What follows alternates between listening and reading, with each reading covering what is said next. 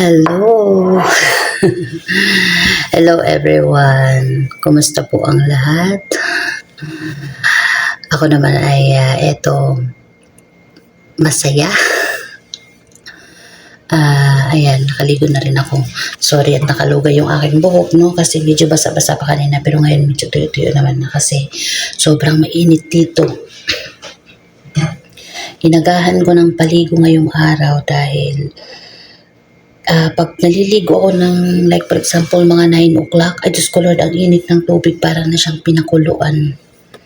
Kaya inagahan ko na lang siya ng paligo. So ngayon, ako po ay mag-aalmusal, no? At aking kakainin ay gabi. O, teka muna, bagong lahat. Sinong nakapanood na dyan, no? Thank you so much, Ma'am Zoraida, sa pag-send mo sa akin ng, video ng upload ni ating Bibi Krishna. Kasi bukod sa nagpa-pop up sa akin yung mga notification pag may upload si ating Bibi Krishna, ay si Ma'am Zoraida yung aking notification, isa pang notification. Dahil siya po yung taga-send sa akin ng mga upload ni ating Bibi Krishna. So ayan, ako po ay kakain. So, akin pong kakainin ay gabi. Nagluto po kami ng kagabi pa ito niluto ng ng kasama ko.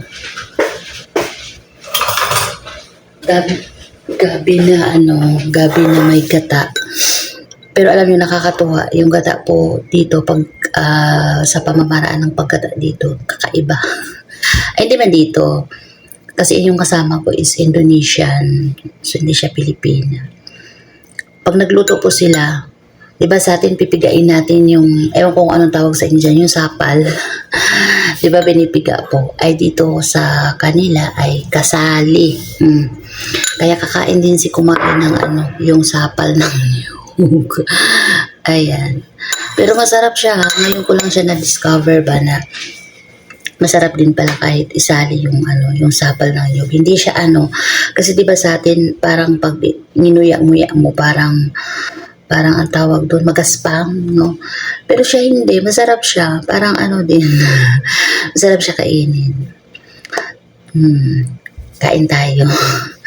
So yan, habang tayo ay kumakain, so magkukwentuhan tayo kasi yun na, may bagong upload si ating Bibi Krishna. So ako ay nakanood na ako kanina, so panonoorin ko siya uli kasi ayun nga, para ako ay the same time kumakain, ako ay nagmamarathon. Tapos syempre nakakapagkwentuhan din tayo, 'di ba? So na to, kumbaga ay damay-damay na. Sa isang video ay ang daming nagawa, no, habang kumakain, nagmamarathon kay ating Bibi Krishna sa kanyang video. O di ba? At the same time nakakatulong, di ba? So kaya yan, ang natin palagi ay laban lang, no, sa hamon ng buhay. Kaya naman thank you kay Lord kasi ayan, si ating Bibi Krishna din ay lumalaban din sa hamon ng buhay. So ayan siya, nagkapang-gapang na siya diyan. Di ba? Di ba? So nakakatuwang panoorin yung ating Bibi Krishna ay kagaya din natin, lumalaban din sa araw-araw na hamon ng buhay. So nakakatuwa. So ganun tayo, no? Iba-iba lang yung ating pamamaraan kung paano natin ihahamon yung mga hamon sa buhay, no? Paano tayo makakasurvive sa isang araw. So ayan, si ating Bibi Krishna, ganyan. Ganyan siya. So nakakatuwa kasi ano, hindi na siya kumbaga, naramdaman natin dito sa kanyang vlog na ito, hindi na kagaya no, doon sa kanyang live no, na talagang mabigat yung kanyang damdamin no, dahil sa mga gastusin.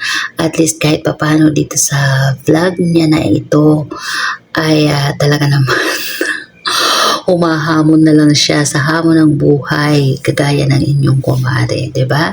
So ganon tayo binibigyan ni God ng mga pagsubok. Tayo na lang yung kumbaga bahala kung paano natin ilulusot or gagawa ng paraan para makaraos sa isang araw, no? Na ating pamumuhay. Kasi ganoon naman talaga. Kaya nga napakaswerte tayo. Tayo yung taong mga swerte dahil ayan, binibigyan tayo palagi ni Lord ng lakas, tibay. Ako, gaya ko kasi ako, mag-isa lang ako dito. Wala naman akong ibang karamay kundi yung aking sarili. Kaya nga, di ba ang motto ng isang OFW ay bawal magkasakit. Kasi yun nga, dahil mag-isa lang, napakahirap kasi dito magkasakit. Alam nyo, kung ikaw ay magkakasakit na isa kang OFW, napakarami mong laban dyan sa buhay bukod sa lalabanan mo yung sama ng pakiramdam mo or yung sakit mo na nararamdaman ay sakit din sa dibdib dahil sa pangungulila mo sa iyong pamilya at syempre wala rin mag-aalaga para sa iyo kundi yung sarili lang. Kaya ganyan yung aming mga motto dito sa ibang bansa, bawal magkasakit. So ganun pa man, ayan, ang ating Baby Chris na ay isa din siya sa humahamon sa hamon ng buhay. Kaya nakakatuwa, no? Alam niyo, nakakatuwa. Namimiss ko itong ganitong klase ng paligid. Nakakatuwa yung paligid nila, no? Sana malinaw sa inyo. Pero alam ko naman napanood nyo na ito. Ang ganda ng paligid nila ating Baby Chris na. Gustong-gusto ko napakasarap tumira sa ganitong klaseng lugar, no? Napakasarap. Kaya namimiss ko na talaga yung dyan sa Pilipinas.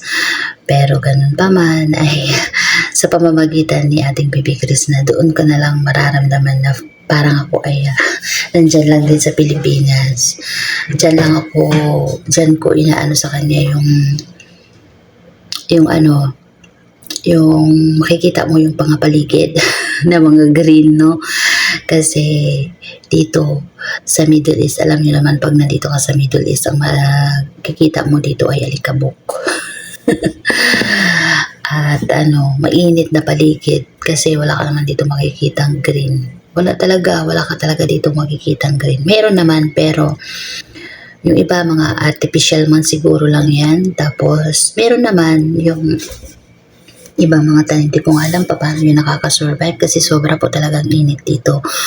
Yung kanilang sobrang init po talaga ng kanilang klima dito. Parang alam mo yung parang malapit ka na mapunta sa parang pakiramdam na sa loob ka ng oven kasi grabe talaga ang init. Yung iba nga dati natatawa pa nga ako dyan kasi may nang mga nagkukontent na pwede ka naman na daw magprito ng itlog, pero joke lang man yun, hindi man ganun.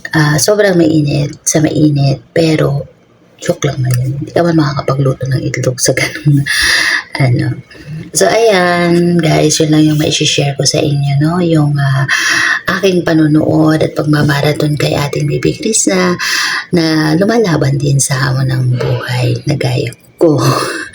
Gaya ng inyong kumare. So ayan, mayroon siyang ads, hindi ko siya i-escape dahil gusto kong matulungan yung ating Baby Chris na ganun po ako mag-marathon.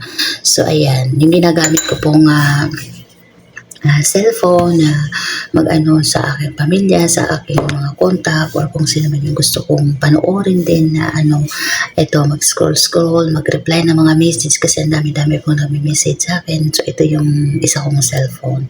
Yung isa ay pang marathon ko lang ito po talaga yan kay ating Baby Chris na. So, yan lang guys. Thank you so much po sa lahat-lahat, sa panonood nyo po at suporta kay ating Baby Chris na. At syempre, sa akin din po dahil naisama niyo din po kami sa aming mga reactors ni ating Baby Chris na. Ay, hindi pala, mga supporters. Joke lang.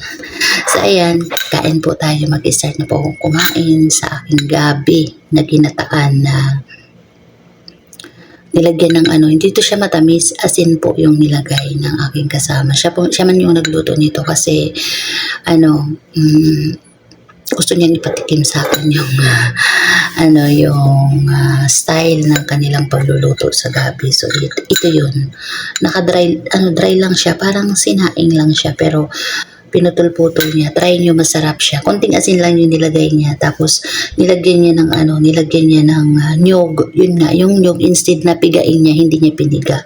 Nilagay niya na kasali yung mga dyan, yung sapal. Hindi ko lang po alam kung anong tawag sa inyo ng sapal. Basta sa amin na mga waray nun, ang tawag po namin ay sapal. So, ayan. So, kain po tayo. Masarap po ito. So, ayan. Thank you so much po again. God bless po sa ating lahat. Bye-bye po.